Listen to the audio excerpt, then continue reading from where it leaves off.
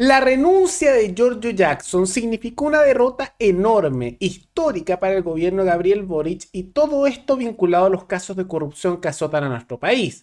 Pero ahora esto no se queda tan solo ahí, porque las últimas resoluciones vinculadas a los casos de corrupción de Karina Oliva, en su momento candidata a gobernadora regional y también senadora por el Frente Amplio, están alcanzando también nuevamente al gobierno y en particular a lo que fue la campaña presidencial de Boric, porque se acaba de determinar por fiscalía que efectivamente hubo fundaciones fantasmas y corrupción vinculado a las campañas de Karina Oliva. Y hay que recordar que hace algunos meses Karina Oliva reconoció y confesó que ese dinero que ella habría utilizado en su campaña, que ahora sabemos que es corrupto por estas fundaciones, se habría usado en la campaña presidencial de Boric, vinculado directamente con Boric y el ya renunciado ministro Giorgio Jackson. Todo eso lo vemos a continuación en medio de cada vez más casos de corrupción e investigaciones que están vinculando a toda la derecha, toda la izquierda y el mundo político en general.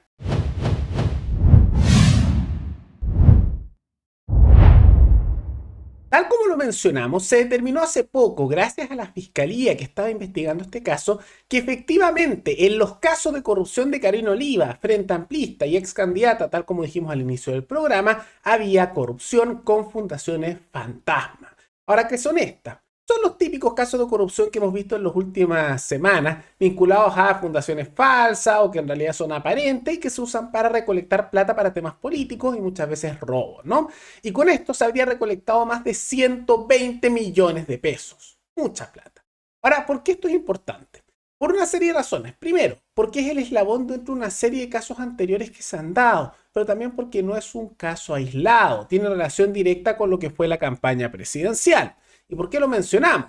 Porque Karina Oliva hace algunos meses reconoció, y hay que conectar aquí las piezas, por eso digo que esto está muy relacionado, que los fondos de su campaña cuestionados se habrían utilizado para financiar en parte la campaña presidencial de Gabriel Boric en primarias y se sospecha que también en primera vuelta. Entonces, ¿qué es lo que ocurre?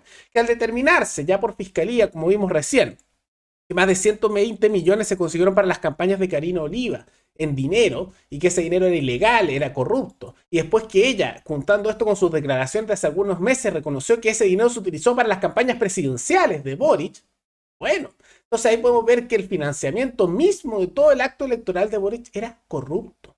Ahí está la conexión que se puede hacer, bastante escandaloso y que debería llevar a lo menos a un juicio político, a lo menos para no tener a lo más, diríamos, tal vez sanciones penales de cárcel. Porque aquí uno puede decir, Boric tal vez no sabía nada, como les gusta decir a de su gobierno. Pero ¿cómo no haber sabido nada? No sabe lo que hacía Jackson, no sabe lo que hacían sus subordinados, no sabe lo que hizo las personas que él nombró en el gobierno y que ahora están llenas de casos de corrupción y no sabía de dónde salió la plata para su campaña presidencial. O sea, por favor, no es un niño Jackson.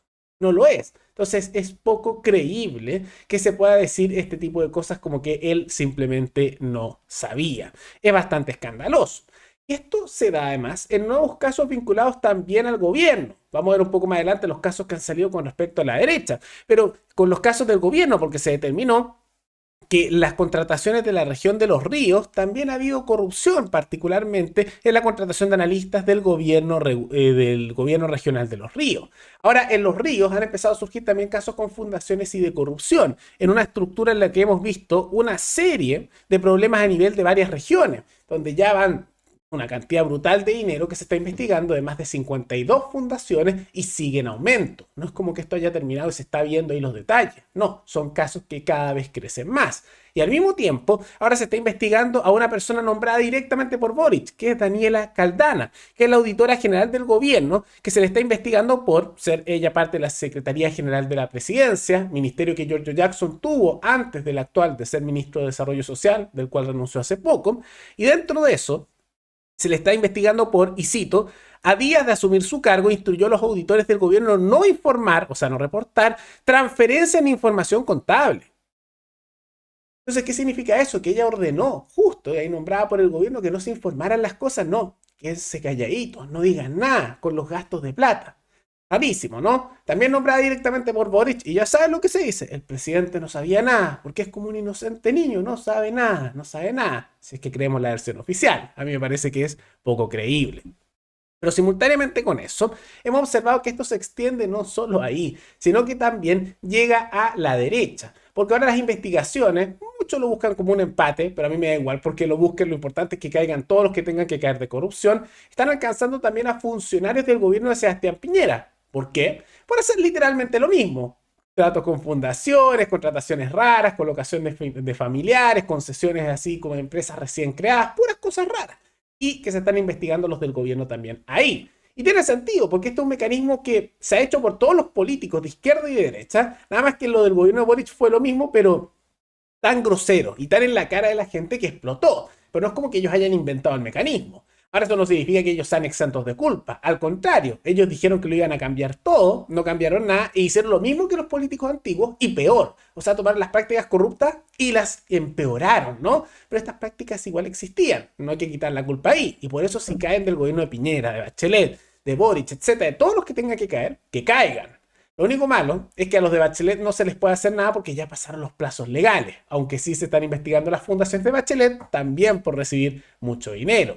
Y estos casos de la derecha también se suman a las ya investigaciones que se dan por los fraudes vinculados a las horas extra, que eran aquellos que trabajaban en municipalidades de izquierda y derecha, pero hay varios casos principalmente en la derecha también, que salía como que estaban trabajando horas extra. Entonces aparecía, por ejemplo, que trabajaban, no sé, desde las 7 de la mañana hasta las 11 de la noche todos los días.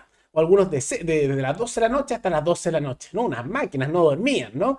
Y esto pasó en varias municipalidades y también se está investigando, siendo un caso que también toca al Partido Republicano. A funcionarios de este municipio, Agustín Romero fue investigado por fraude al fisco y falsificación de instrumento público mientras se desempeñó como director del área jurídica del municipio de Santiago, precisamente durante el mandato de Alessandri. He tenido experiencias laborales en mi profesión, tanto en empresas públicas como en privadas, y finalmente la más enriquecedora de todo fue haber trabajado junto a un gran alcalde como Felipe Alessandri en la Municipalidad de Santiago. El diputado es acusado de recibir el pago de horas extras desde enero de 2017 hasta julio del presente año. La suma de los pagos supera los 66 millones de pesos. Los protocolos son los que habrían delatado a Romero, puesto que todo funcionario que ingresa al edificio municipal se debe registrar en la entrada si ingresa los sábados, domingos o festivos. Según lo descrito por el libro de asistencia, él habría concurrido todos los fines de semana desde las 7:30 de la mañana hasta las 20:30 horas desde el 2017. Podemos determinar que en el año 2018, por ejemplo, se registraba en los libros de asistencia, pero sin embargo no había firma que pudieran comprobar que él asistió en esos días y respecto del horario indicado. Asimismo, el 2020, en un mes, aparecían sus firmas, pero no aparecía asociado un horario determinado. Y esto comenzó con un proceso de investigación más profundo. Nosotros en la municipalidad, en el Palacio Consistorial, tenemos un registro de entrada los sábados, domingos y festivos. Y en esos registros no figuraba Agustín Romero, el diputado electo, al ingreso de estos días. Pero sin embargo, figuraba en los libros de asistencia como si hubiese asistido.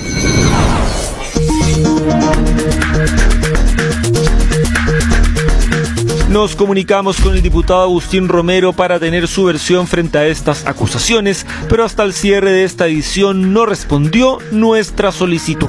Ahí lo ven. Entonces, ojalá caigan todos, porque ahí pueden ver que desde los republicanos hasta los comunistas, todos metidos o con los casos de horas extra, o los de fundaciones, o estas concesiones truchas, o las contrataciones raras con sobresueldo, todo lleno de cosas raras y ojalá se pueda hacer una limpieza total. Y para eso, por lo mismo, también es importante presionar a los tribunales y modificarlos para que puedan tener mayor participación ciudadana, para que al mismo tiempo lidien con esto y para que en vez de que sea la presión política la que los doblegue, sea la presión ciudadana en búsqueda de justicia y probidad. Y esto sea, insisto, en el contexto de que la corrupción cada vez crece más. Por eso tenemos casos en varias regiones, ya son más de 11 con 53 fundaciones, pero con todos estos casos de corrupción, si sumamos todos estos elementos, alcanza al país entero, ¿no? Y es por eso, ante tanto desastre que le ha dado el gobierno y la casta política en general, que hasta periodistas como Daniel Matamala han decidido alejarse del gobierno, donde Matamala se burló un poco incluso de Giorgio Jackson y del Frente Amplio, por decir que George Jackson era un mártir, ¿no? Que lo que estaba haciendo era porque era un héroe, que se estaba sacrificando, que eso era mentira, que eso realmente es falso, y le tituló su columna poniendo a Boric y a Jackson sin llorar, ¿no? A nivel escrito y formal es como las cosas más duras que uno puede decir, ya, sin llorar. Entonces se les lanzó encima, haciendo que él los ha apoyado tanto y hasta hace bien poco. El tema es que ya es un poco indefendible todo esto. Ahora sí, Matamala advierte, algo que es verdad, que es muy probable que George Jackson vuelva a la política. No ahora, pero vivimos en un país, en Chile, donde constantemente políticos que han tenido escándalos los traen de vuelta pasado un tiempo, porque o la gente se olvida o pasan los temas. Recordemos que Proboste tuvo escándalos y pasaron unos años, le hicieron una acusación constitucional y después volvió y está en el Senado. Y también tenemos casos como el de Toá, que también tuvo casos masivos de denuncias de corrupción en la comuna de Santiago. Y ahí está, ministra del Interior. Y así pasa con muchos. Piñera con el Banco de Talca. Tenemos el caso, por ejemplo, de Longueira, que trató de volver. Afortunadamente no pudo con tantos casos de corrupción. Y también con esos acuerdos con Lagos para salvarlos del tema de la entrega de billetes por debajo a sus ministros. Recuerden, eso fue a comienzos de los 2000. También escándalos de corrupción. Y varios así. Y eventualmente vuelven. Y depende de todos nosotros, tanto de la prensa alternativa como de ciudadanos comunes y corrientes, de todos nosotros, recordar todos estos escándalos para que estos hechos no se repitan y para que estos sinvergüenzas que salen de la política, aunque no los sancionen penalmente, que es lo que debería ser, al menos no puedan volver a vivir de nuestros impuestos en unos años más y que ojalá la gente no se olvide de estos temas. Porque si no, de aquí a unos 10 años, por ejemplo, podríamos tener a George Jackson de nuevo de candidato de algo y que salga electo. No sería algo demasiado extraño. Pero más allá de todo eso, ¿qué les parece cómo estos escándalos de corrupción siguen creciendo y cómo el caso de Karina Oliva se vincula directamente a la campaña presidencial del ahora presidente Boric? ¿Creen que hay una conexión o, como bien dicen ahí, Boric no sabía absolutamente nada? Todo eso pueden comentarlo abajo. Y antes de terminar, quisiera agradecer al suscriptor Jorge Cárdenas 2011, que se volvió el suscriptor más reciente en decidir hacer un aporte voluntario único al canal a través de Flow. Así que muchas gracias, te lo agradezco mucho. Y gracias a aportes como el tuyo y el de otros suscriptores, que este proyecto sigue adelante y se mantiene independiente.